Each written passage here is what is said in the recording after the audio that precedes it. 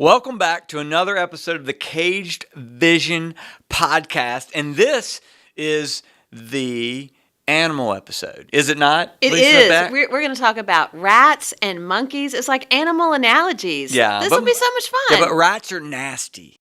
Monkeys aren't. I mean, I'm sure monkeys are nasty also. I think rats, yeah. But a rat.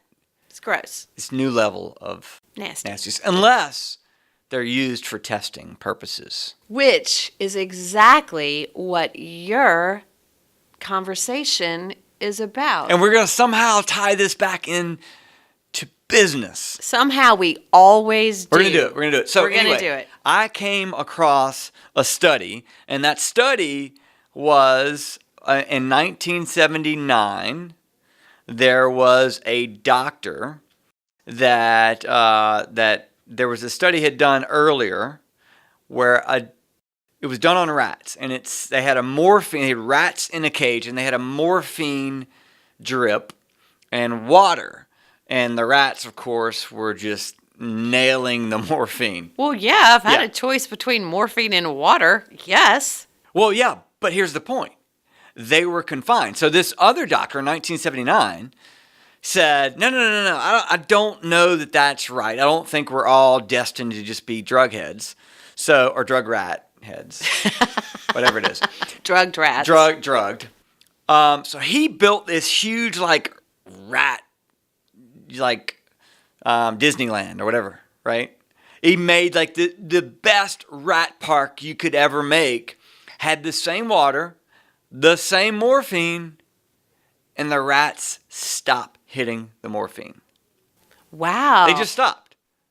Wow. So what's the point? The point is, when you are trapped in a cage, when you feel like there's nowhere to go, there's no future, there's no benefit, even for a rat, you freaking go to unhealthy habits, unhealthy behaviors. So I love this because a lot of times people... You didn't let me finish my so. Oh, sorry. Go ahead. So, how does that relate to your business, Lisa Beck? No, I wasn't trying to. I think this is a fascinating story because a lot of times people comment to us about, caged vision and what is caged vision. And Have you gotten smart remarks? Oh, yeah. I have to okay, I'm in a cage, help me. Cage vision, get me out of the cage. And it's kind of funny, but I'm like, okay, clearly you're not getting it, which is our fault, not theirs. It is our fault, obviously. We are not simplifying. But they haven't heard the rat episode yet. Once they hear this episode, it should all become clear to them. It's all changing. Yeah. Because cage vision is all about, are you thinking small? And thinking small dopes you up, just like the rats were doped up on morphine. And if you're contained, you become frustrated. And the same thing holds true for business owners as it holds true for rats. I was in San Francisco with my oldest daughter just last week. And we passed through an area that was not so nice, and I went straight to this episode, or the study, not this episode, because we hadn't recorded it yet. Right. But I went to this study, and I said, "Honey," and I told him about the study, and I said, "Now think about people that are born into poverty that feel like they don't have a way out. What is the drug usage? What is the crime? It's all right there because they don't feel like they have a way out." Wow. Yes. Yes, and don't let this happen in your business. No, you cannot let this happen in your business. And business owners can resort to this sort of thinking because it's a learned behavior. Talk to me about that. It's a learned behavior because, I have my animal story, which will demonstrate learned behavior. Okay, do tell. Mine's about monkeys, because monkeys are better than rats. Monkeys are better than rats. But is there an animal worse than a rat? A snake? No, because certain snakes are beneficial because they eat bad snakes. They eat rats. Oh, they eat rats. There you go. I wonder if snakes in a cage would take morphine. New study. Over a rat? No, just in general. I don't know, but you can go for that study if you'd like. All right, side note, sorry. Can we go back to monkeys, please? Yes. It's this story, monkeys. Right. So there was It's all yours. I'm demonstrating learned behavior. So they did a study where they put 5 monkeys in a cage. And at the end of the cage, they put a banana. And so, of course, all the monkeys ran to the banana. But every time they would run to the banana, they would get hosed with water. And it would push them back. So they could never actually get to the banana. So after a while, the monkeys would just stop going towards the banana because they knew they were going to get hosed. Well, then they took out one of the monkeys and put a new monkey in. So now you have 4 monkeys that know they're going to get hosed and 1 monkey that's like, whoo, a banana, let's go. But as the new monkey ran towards the banana, the other 4 monkeys tackled the monkey and would not even let that new monkey get to the banana because they knew they were saving him from getting hosed, right? You know what you call that? Learned behavior? Well, learned behavior, but it's also team monkey spirit. Well, no, it gets better. Okay. So over a period of time, they eventually replaced all of the original 5 monkeys with 5 new monkeys who had never actually been hosed by water. But because the first new monkey had learned, and then the second new monkey, until all 5 monkeys just knew that they were not allowed to get the banana. They don't know why, right? Because they'd never been hosed, but they wouldn't go to the banana. That, to me, is just, that's learned behavior. So learned behavior can be good and bad. Well, it'll stop you from getting hosed, I guess, from water, but that also would be bad because it then stops people from even trying. And you just stay in this little cage and get frustrated. Go there, because that's like, what stops people from trying?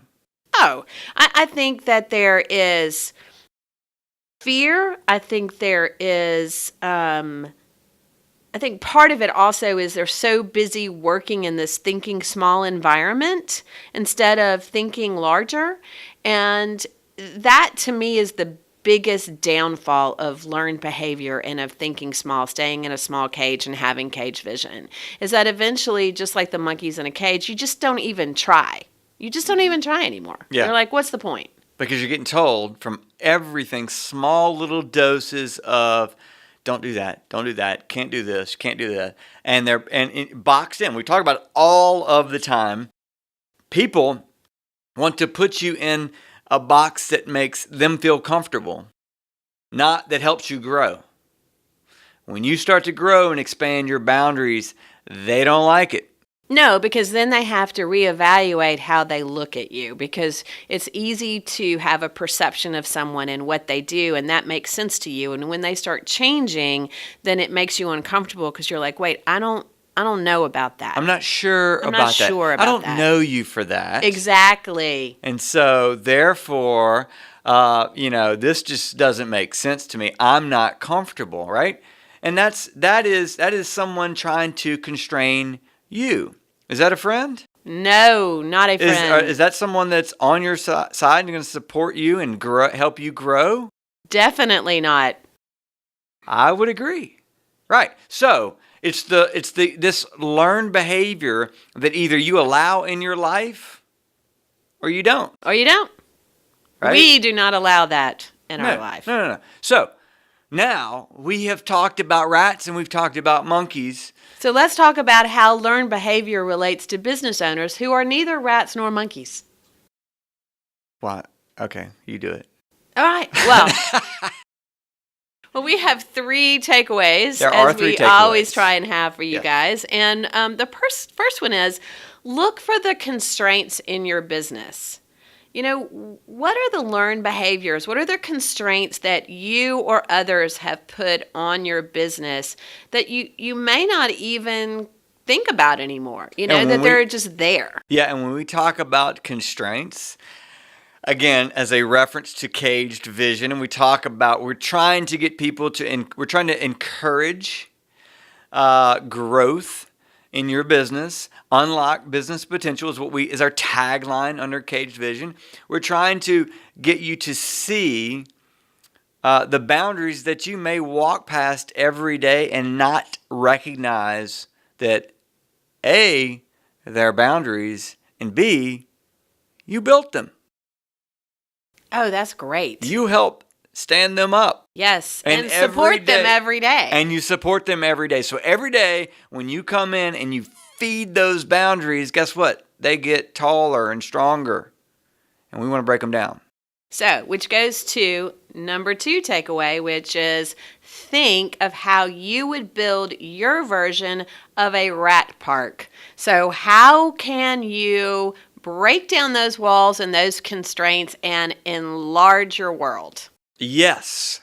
And if it worked for a rat, just simply expanding the space, making some fun little rat games and what is it that just will help you expand?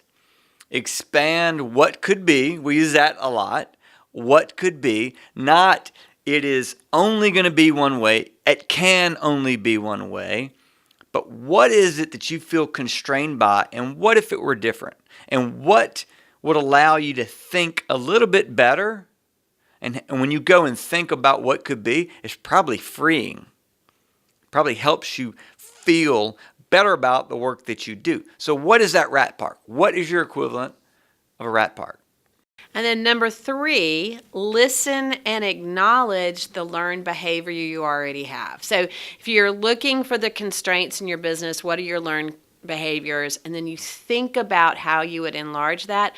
But I think you also need to acknowledge what exists in your business and listen to those around you as well. So we're talking about outside influences. We're talking about people that you surround yourself with. Yes. We're talking about what goes, what you read, what you consume, what you listen to, who around you is fostering that learned behavior that is constraining, because that's not going to get you anywhere. It's not going to help you grow. It's not going to help you unleash your business potential. It's not going to do any of that. That's good. Those are nice summaries, Lisa. Yeah. So as we talk about Cage Vision, we talk on this podcast, you guys know that we want to help you unlock your business potential. We build businesses. That's what we do, right? And we have 2 ways that we can help you. Number 1 is to do it yourself. You just come to the website. We've got a tab conveniently named Do It Yourself. We do try and make things clear. Right? So do it yourself. Follow that. We've got an absolute plan for you to just follow and do it yourself. But there are others that want to go faster, and that is get our help. Also sort of clear. So get our help is, hey, I want to talk to you guys about some of the things I want to do, how I want to grow. I want to go faster, and I think I want to have a conversation with you about what that might look like. So with that, we thank you for listening to our animal show, right? Hopefully this has really resonated with a lot of people, because I think that study, when I heard it, I was like, oh my gosh, that is going to be a podcast. It's fabulous. It's so meaningful. And I really hope that people get a clear takeaway from this one. I agree. Yep. Thanks for listening.